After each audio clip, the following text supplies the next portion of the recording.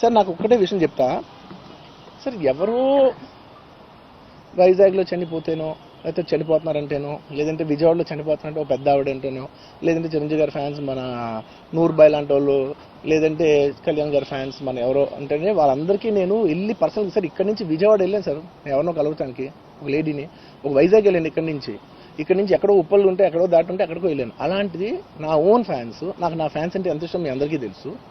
అలాంటి నా own fans నా ఓన్ థియేటర్లో నేను ఉన్న ప్రెమిసెస్లో అలా జరిగిందంటే నేను వెళ్ళి కలవనాలని, వాళ్ళు కలవాలి నాకు ఉండదా?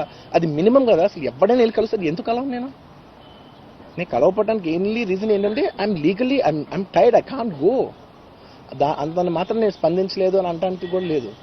సో నాకు ఏం చేయాలో తెలియక నెక్స్ట్ డే సరే వాసు మనం వెళ్ళకపోతే బాగోదు, ఏం చేయాలో తెలియక అప్పటికప్పుడు ఒక వీడియో పెట్టా. ఎందుకంటే నేను కూడా షాక్లో ఉన్నా, జెన్యున్లీ నేను కూడా షాక్లో ఉన్నా. అరే ఇలా అయింది ఏంటి, ఎటు కాకుండా హాఫ్ ఆఫ్గా ఉన్నాను నేను జెన్యున్ చెప్తా, హాఫ్ ఆఫ్ ఉన్నాను నేను. ఇప్పుడు కూడా కొంచెం హాఫ్ ఆఫ్గానే ఉన్నాను నేను. నాకు తెలుస్తుంది నేను కరెక్ట్గా సెంటర్డ్గా లేను, కొంచెం ఆఫ్లోనే నాకు తెలుస్తుంది. ఎనీవేస్ నెక్స్ట్ నేను ఒక వీడియో పెట్టా, సరే to at least show that I'm there. It's not even about the money, it's not about the money. అంటే it is just money is just gestures to show that I'm willing to do something అని చెప్పడం కోసం. ఆ తర్వాత మేము ఏం చేయొచ్చు ఆ తర్వాత మేము అన్ని సెలబ్రేషన్స్ క్యాన్సిల్ చేసాం. వద్దు అసలు వాళ్ళకి అలా ఉంటే మనం ఎలా సెలబ్రేట్ చేస్తాం, మొత్తం అన్ని క్యాన్సిల్. పెద్ద పెద్ద ఫంక్షన్స్ అక్కడ కర్ణాటకలో అక్కడ ఇక్కడ పెద్ద పెద్దగా చేద్దాం అనుకున్నాం. వద్దులే ఇంకా దీని తర్వాత అన్ని షట్ చేసానని చెప్పేసి ఇంకా నా ప్రయత్నంలో నేను ఏం చేశానంటే, డాడీ మీరు వెళ్ళి కలవంటే ఆయన కూడా కలవకూడదు అన్నారు. ఓకే ఒక స్పెషల్ పర్మిషన్ పెట్టి నువ్వు వెళ్ళు, పోనీ మా ఫాదర్ ఇన్ లా పంపించండి, లేదంటే సుకుమార్ గారు పంపించండి, లేకపోతే వాళ్ళ వైఫ్ని పంపించండి, లేకపోతే ప్రొడ్యూసర్స్ పంపించండి, బన్నీవాసన్ పంపించండి. ఇలా ఎప్పటికప్పుడు అప్డేట్ తెచ్చుకుంటాను to know what is happening with the kid. అంతే తప్ప నేను అసలు ఏం కేర్ చేయట్లేదు. ఇలా కొన్ని ఫాల్స్ ఎలిగేషన్స్, క్యారెక్టర్ అసాసినేషన్ మాటలు వచ్చినప్పుడు మాత్రం చాలా బాధ వేస్తుంది. నేను ఎన్నైనా తీసుకోగలను, నన్ను నమ్మండి, మీ అందరూ తెలుసు ఐఎమ్ స్ట్రాంగ్ పర్సన్, నేను చాలా ఫేస్ చేస్తాను, నేను తీసుకోగలను, నేను తట్టుకోగలను. కానీ ఇలాంటి అన్నప్పుడు మాత్రం ఇంత లో పాయింట్లో, ఇట్స్ జెన్యున్లీ లో పాయింట్.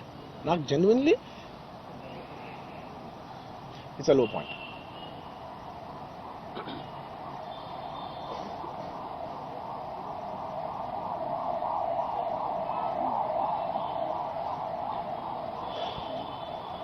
నేను సినిమాలు చేసేదే మీరు థియేటర్కి వచ్చి ఎంజాయ్ చేయాలని.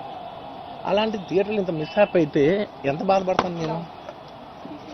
Sorry anyways what I wanted to say, okay ఒక నిమిషం.